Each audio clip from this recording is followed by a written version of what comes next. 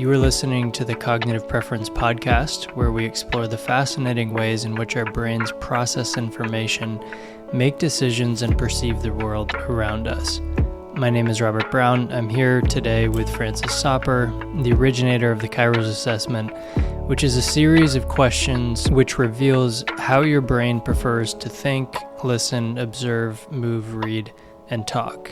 You can take the assessment at kairoscognition.com to help you better follow along with the show. Normally, I don't feel all that comfortable with the term neurodiversity.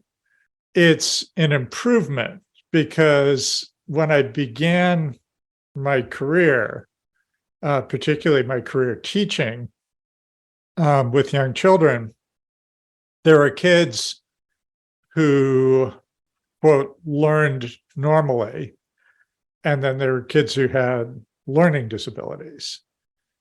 And I didn't feel like these kids have all kinds of talents and aptitudes and abilities. And so the idea that they had a learning disability didn't ring true for me.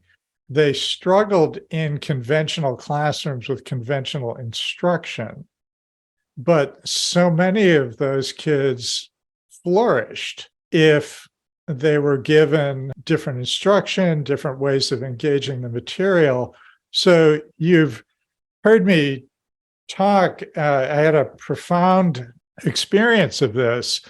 I had a boy in my third grade class who was incredibly curious, vibrant, interested in all kinds of things, incredibly creative. And he was always, during recess or in any kind of unsupervised time, was building things, creating things, figuring things out, going into the woodpile of the house next door to the playground and digging through their woodpile to find the weird bugs that were in the woodpile.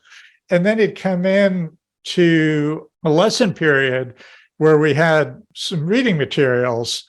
He'd sit down at his desk, and it was almost as if his upper body would turn into jelly. You'd see his energy go out of him. You'd see the vitality go out of him. And even physically, he looked like he was melting. And so one of the things I had noticed is that we had three different categories of reading materials. We had one set that presented a sentence at a time and had a student respond to the sentence. So the sentence was set off by itself. The print was a little bigger, and the student had to respond to the sentence. And then we had a second set where students had to respond to a paragraph. And again, the paragraph was set off a little bit. The text was a little bit bigger. And then we had other materials that were conventional books. So they were dense pages of text and paragraph after paragraph. One of the things that I became aware of is his comprehension when he was responding to the sentence by sentence stuff was superior. His comprehension when he was working with the paragraph by paragraph stuff was kind of average. And as soon as he hit the dense text, pretty much couldn't do anything with it. So same English words, same level of difficulty. The presentation was different. So what is this about? And so we had just been given a photocopy machine. This is still in the days when classrooms didn't have technology like that. It was common in offices, but not in schools. And the feature of this photocopy machine was you could put something in to be copied and hit ×2, and it would double the size.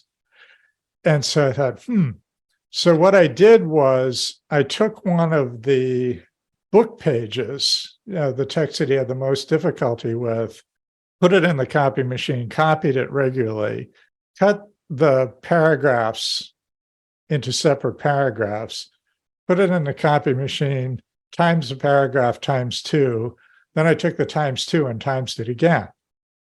So now that paragraph of text was in large print, lots of space in between. And so I did this with an entire story in the book. So this is how obsessive I can be at times. And I did paragraph by paragraph, blew it up, pasted it onto sheets of white drawing paper. So it was easy to manage, and didn't tell him about it, just put it in his work folder. So that afternoon, it was sitting in his work folder. He came in from recess, sat down at the desk, slumped, and just like went into, you could see it, all a depression, just looking at this work folder. It was heartbreaking. And he opened it up and he looked, what's this? He sees that he's got this something different in. So he slides it out of the folder, looks at it, and in surprise, and starts reading the first page. And then he flips it and starts reading the second page. And he flips it and reads the third page. And his energy came up, and his attention came up, and he was actually engaged. I was so excited. I left 25 9-year-olds alone in the classroom, ran illegally across the gym in my shoes, not allowed to run across the gym floor in shoes, ran across the gym floor in my shoes, went to the office of the school psychologist, said, Harriet, you've got to see this, brought Harriet back. And we both stood at the door and we were watching this young man. He's still reading intently. And Harriet looked at me and said, it's a miracle. Well, I appreciate that thought of Dr. Whitehead, but it was, Matthew didn't have a learning disability. We had a materials presentation disability. We didn't know how to present materials to him. And this experiment with presenting the material to him in a different way was transformative. And it's led to my experience of thinking that people don't have learning disabilities, don't have disorders. Now, there's no question that people can have disabling conditions. I have a visual impairment, and it doesn't give me binocular vision. So that's a story for another time. Not having binocular vision locks me out of certain stuff, and it's real, and it's not something to just say, oh, nothing wrong with your vision. So there are real conditions. There's traumatic brain injuries. There's dementia. There's all kinds of things that create conditions that make it harder for us to do the things we want to do in the real world. But so much of what we called learning disabilities wasn't about the kid. It was about the environment we were putting them into. And we were putting them in an environment and presenting them with materials that worked against a natural ability they had to learn if we presented things differently. So by changing the presentation of the text, effectively you were able to change his energy levels. He was a perfectly competent reader, right? Was he medically diagnosed? Well, the diagnosis I got when I was going to get him into my class, when he showed up on my class list at the beginning of the year, was that he was lazy.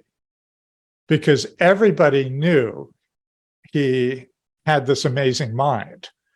And he was curious, interested, knew a lot of things, picked up information from the world and other people, could converse at a very high level with adults. So people, he can do it when he's motivated. As it turned out, there was a real condition. Once we saw that he could read effectively when the text was bigger, well, the first thing, well, let's have his vision checked. Well, his vision was fine, but the ophthalmologist saw something going on, so they had a higher level test, and it turned out he had a muscular dystrophy. And it was a specific muscular dystrophy. One of my clients, 30 years later, turned out to be a researcher in muscular dystrophy and explained it to me at a very high level what it was.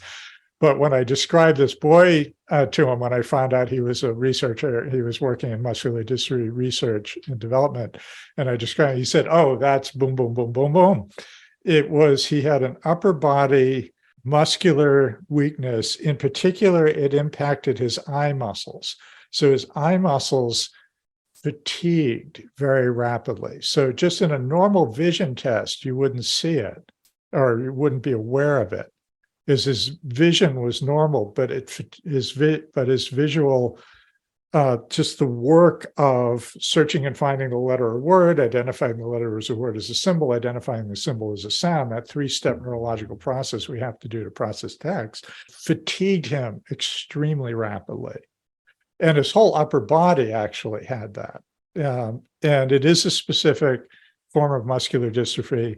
And it was a non-progressive muscular dystrophy. There are muscular dystrophies that are progressive, and you actually die of a young age of them, even still.